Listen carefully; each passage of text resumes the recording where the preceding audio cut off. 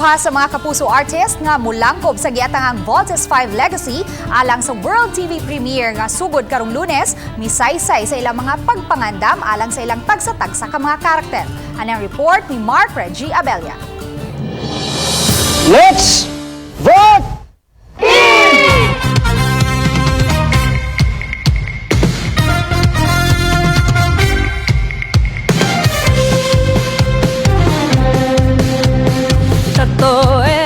Andam na mo Let's Vote In si Sparkles Isabel Ortega kay modala siya sa karakter isip Jamie Robinson ang piloto sa Voltlander. Dakong hagit alang kaniya ang mapili isip Jamie kay kinahanglan pa niyang mupaubo sa mga martial art trainings sama sa Arnis, Muay Thai, Wushu ug uban pa.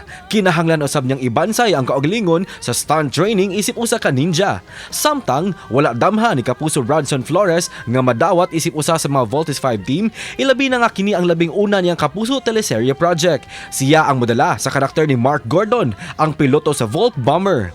Asoy niya nga kinahanglan pa niyang magkat-on og horse riding alang sa iyang karakter ug aron makopya niya ang anime version ni ini, nagpataso sab siya sa iyang buhok.